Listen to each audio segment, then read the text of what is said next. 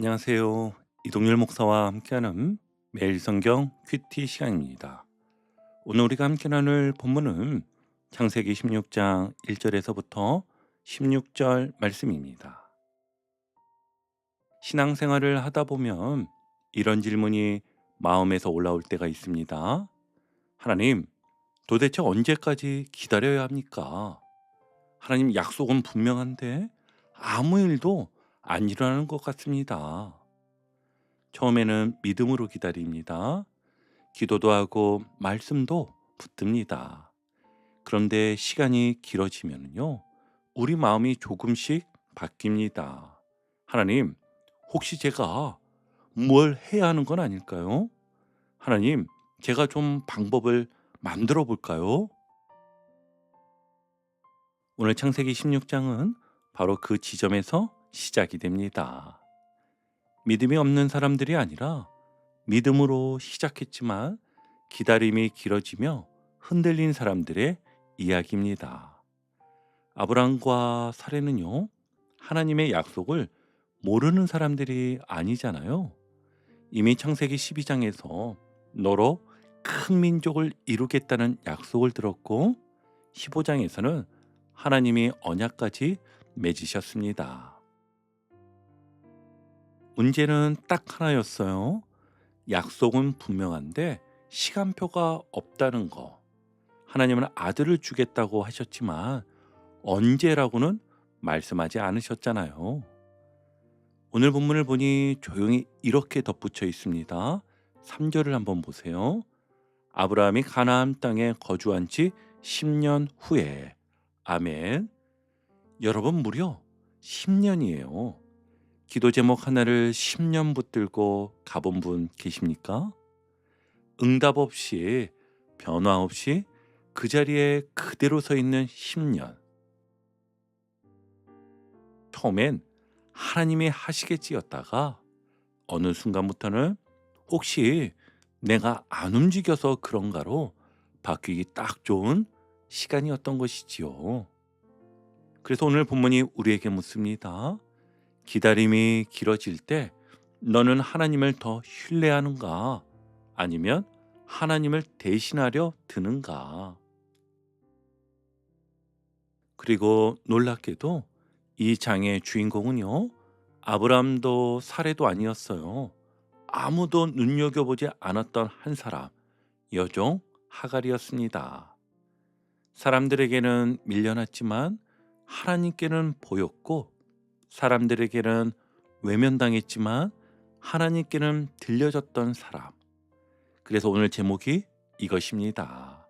살피시는 눈, 들으시는 귀.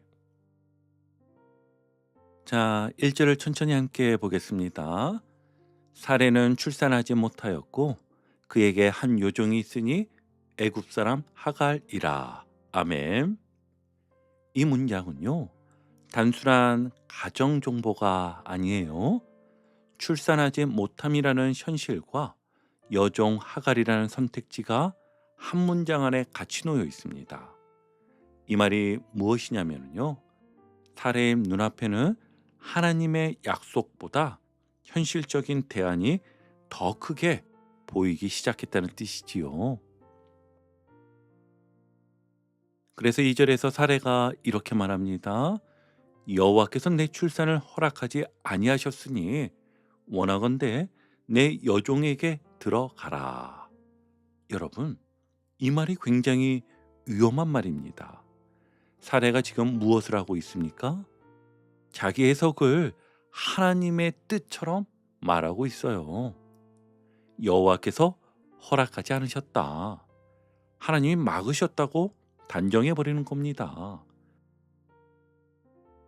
하나님은 기다리라고 하셨지 다른 방법을 쓰라고 하신 적은 없습니다. 그런데 사례는요, 침묵하시는 하나님을 거절하시는 하나님으로 받아들여 버린 것입니다. 여러분, 우리에게도 이런 모습이 있지 않나요?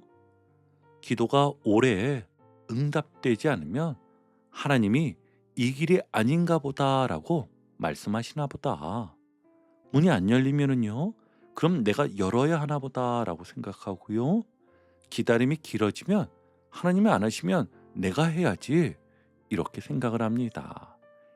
그리고 2절 끝에 아주 짧지만 무서운 문장이 나옵니다. 아브라함이 사레의 말을 들으니라. 아멘. 아브라함은 하나님의 약속을 들은 사람이었잖아요.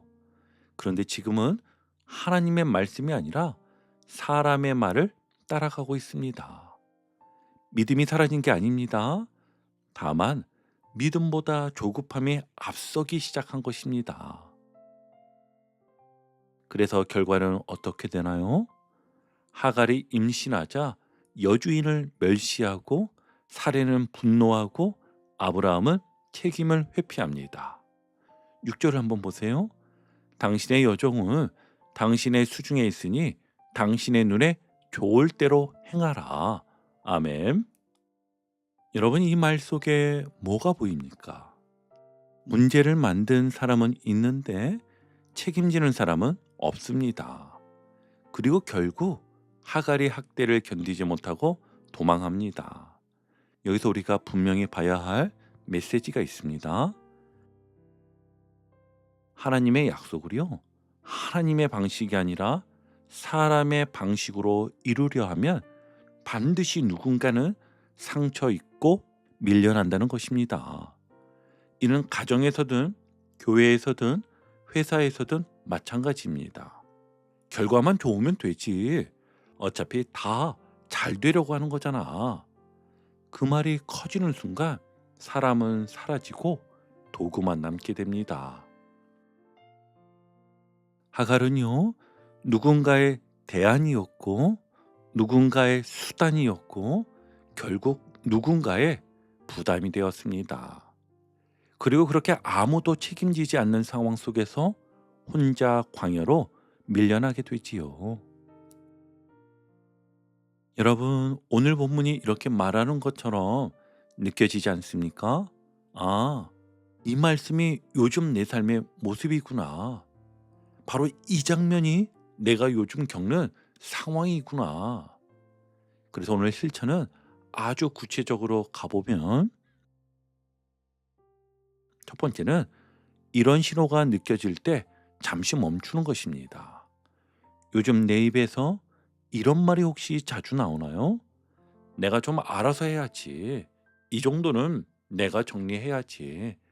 하나님 기다리다가는 안 되겠다.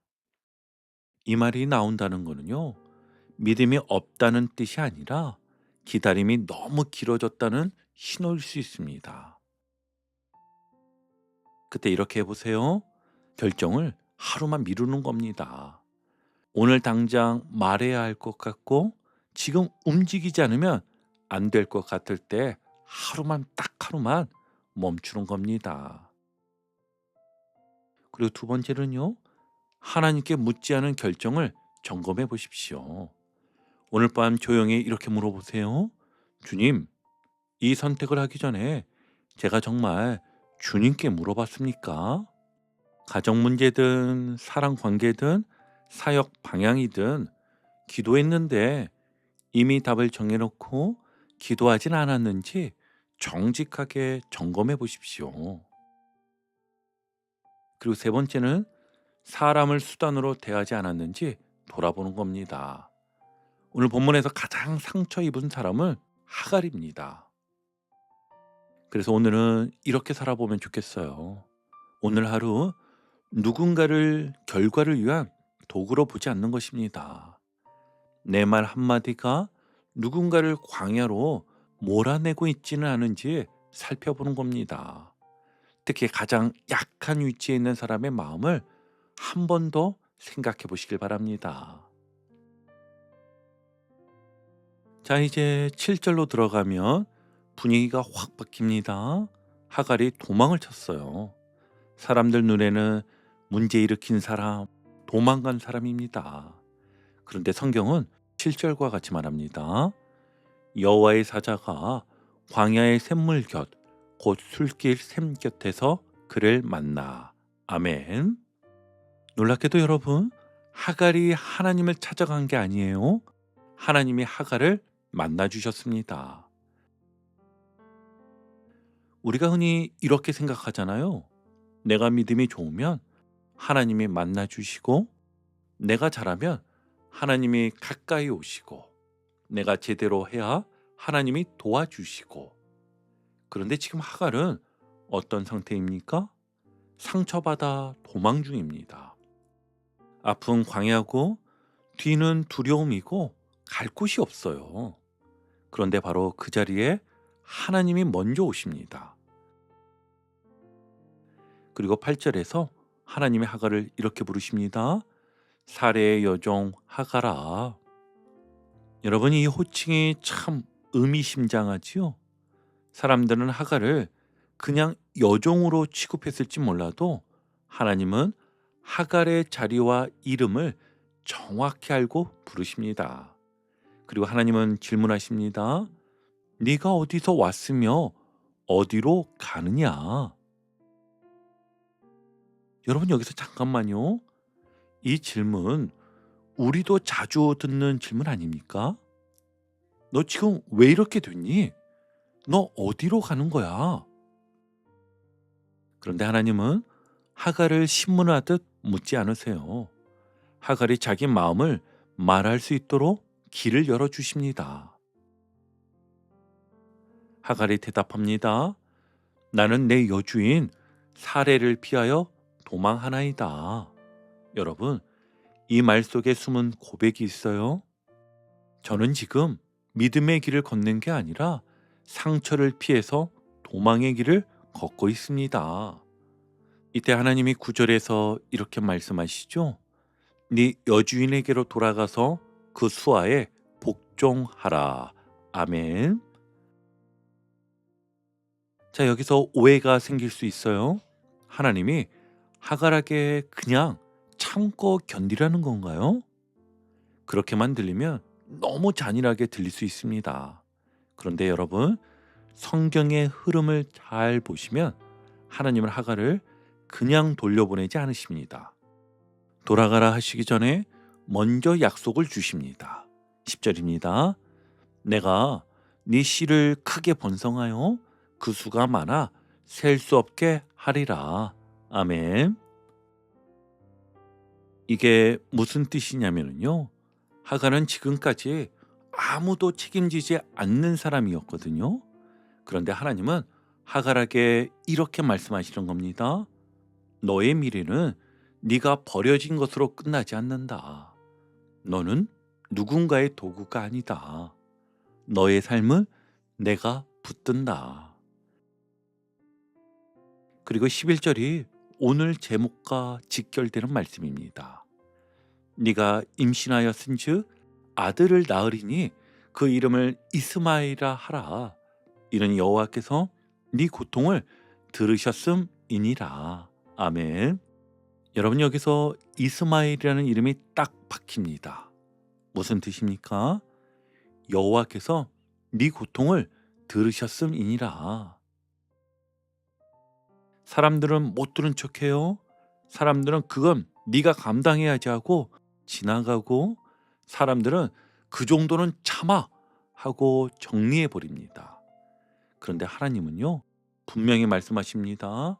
나는 들었다. 너의 고통을 들었다. 여러분, 이게 복음입니다. 하나님은 내가 잘 정리된 상태에서만 들으시는 분이 아니라 엉망이 된 상태에서도 들으시는 분이십니다.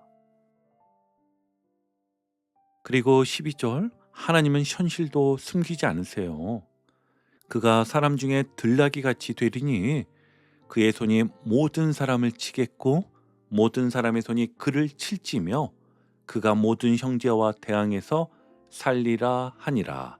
아멘. 이 말씀은 너 축복만 받을 거야 라는 달콤한 위로가 아니라 앞으로도 갈등과 거친 현실이 있을 것을 솔직하게 알려주시는 겁니다. 그런데 중요한 건 뭐냐? 현실이 거칠어도 하나님은 하갈을 혼자 두지 않으신다는 거예요. 그래서 이 두 번째 단락의 메시지가 분명해집니다. 사람들이 밀어낸 광야의 자리에서 하나님은 먼저 찾아오셔서 나는 너를 보고 나는 너의 고통을 들었다고 선언하십니다. 자, 두 번째 단락의 적용도 정말 현실적입니다. 왜냐하면 우리도 자주 광야 같은 순간을 지나가거든요. 집에서는 말이 안 통하고, 교회에서는 마음이 다치고, 회사에서는 버티는 게 너무 힘들고, 그때 마음속에서 이런 말이 올라옵니다. 그냥 도망가고 싶다. 그만두고 싶다. 연락을 끊고 싶다. 사라지고 싶다. 그런데 오늘 하나님이 하갈에게 하신 질문이 그대로 우리에게도 들립니다. 네가 어디서 왔으며 어디로 가느냐? 여러분, 오늘 밤에 딱 몇 분만 시간을 내서 메모장에 이렇게 써보시면 좋겠습니다. 첫 번째는요. 나는 지금 무엇을 피해서 도망치고 있나? 가정의 갈등인가요? 교회에서의 상처인가요? 아니면 직장에서의 압박인가요? 그리고 두 번째는 내 도망은 나를 어디로 데려가고 있나? 도망이요. 잠깐은 숨을 쉬게 해주지만 오래 가면 관계도 믿음도 방향도 잃게 만들 때가 많습니다. 그리고 마지막 세 번째는요. 주님, 제가 돌아가야 한다면 약속을 들고 돌아가게 해주세요. 기도하는 겁니다. 여기서 핵심은 이겁니다. 하나님은 하갈에게 돌아가라 하시면서 그냥 내보내지 않으셨어요. 11절에 이는 여호와께서 네 고통을 들으셨음이니라. 그러니 우리도 이렇게 기도하는 겁니다. 주님, 제가 돌아가야 한다면 혼자 돌아가게 하지 마시고 주님의 귀가 내 고통을 들으셨다는 확신을 들고 돌아가게 해주세요. 그리고 아주 현실적으로 한 가지만 더요. 혹시 지금 누군가에게 도망치고 싶은 마음이 든다면 오늘 결정을 내리기 전에 먼저 한 사람에게 도움을 요청해 보세요. 배우자에게 나 지금 너무 힘들어.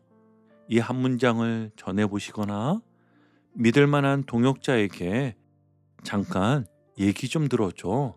전화 한 통화를 해보세요. 혹은 목회자에게 기도 부탁드립니다. 메시지 하나를 남겨보세요. 도망이 아니라 하나님이 여신 샘물 곁으로 걸어가 보는 겁니다. 자, 이제 13절은 오늘 본문에서 가장 빛나는 고백입니다. 하갈이 하나님께 이름을 붙여요.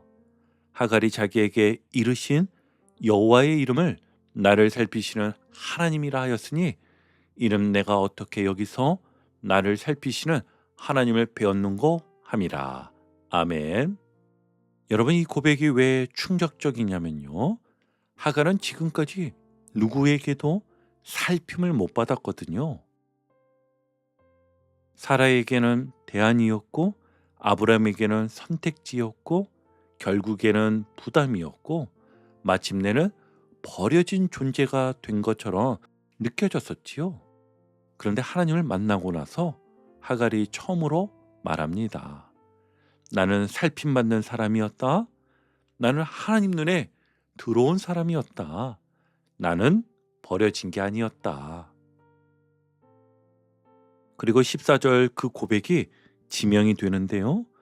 이러므로 그 샘을 부엘라 헤로이라 불렀으며 그것은 가데스와 베레 사이에 있더라. 아멘. 여러분, 신앙이 깊어질 때 나타나는 특징이 하나 있습니다. 고백이 표지판이 되는 거예요. 하나님이 여기서 나를 만나 주셨다. 하나님이 여기서 나를 살피셨다. 우리도 그런 자리에 하나쯤 있지 않습니까? 어느 새벽 예배 자리, 병원 복도 끝, 차 안에서 울던 그 시간, 아무도 모르는 내 방 한 구석. 그 자리에서 하나님이 내가 본다 하셨고 내가 들었다 하셨던 그 순간 말입니다. 그리고 15절과 16절에서 하갈은 아들을 낳고 아브라함은 그 이름을 분명히 짓습니다. 하갈이 아브라함의 아들을 낳음에 아브라함이 하갈이 낳은 그 아들을 이름하여 이스마엘이라 하였더라. 하갈이 아브라함에게 이스마엘을 낳을 때 아브라함이 86세였더라. 아멘. 여러분, 이게 무슨 뜻이냐면요, 하갈이 들은 하나님의 말씀을 아브라함에게 전달되었고 그 말씀이 이름으로 새겨진 것입니다. 아브라함과 사레가 그 이름을 부를 때마다 11절 말씀이 다시 들리는 거예요. 이는 여호와께서 네 고통을 들으셨음이니라. 그래서 마지막 단락의 메시지는 이것입니다. 하나님은 단지 약속을 이루시는 분이 아니라 상처 입은 사람의 이름을 불러주시고 그 눈물의 자리에 샘을 남기시는 분이다. 여러분, 오늘 창세기 16장은요, 우리에게 아주 분명한 메시지를 줍니다. 첫째는 기다림이 길어질 때 우리는 하나님을 돕겠다고 나서지만 그 방식은 종종 관계를 무너뜨리고 누군가를 광야로 몰아낼 수 있습니다. 그리고 두 번째 놀라운 건요, 그 광야에서 하나님이 먼저 찾아오셔서 말씀하시더라는 겁니다. 11절이었죠. 이는 여호와께서 네 고통을 들으셨음이니라. 그리고 세 번째는 하갈은 이렇게 고백합니다. 나를 살피시는 하나님. 오늘 우리가 붙들 한 문장이 있다면 이겁니다. 하나님은 지금도 살피시는 눈으로 나를 보고 계시고 들으시는 귀로 내 고통을 듣고 계십니다. 오늘 하루 내가 누구에게 보이지 않는다고 느끼는 그 자리에서도 하나님께는 분명히 보이는 사람으로, 그리고 누군가를 광야로 밀어내지 않고 샘가로 이끄는 사람으로 말씀 안에서 다시 서는 하루가 되시길 주님의 이름으로 축복합니다. 아멘.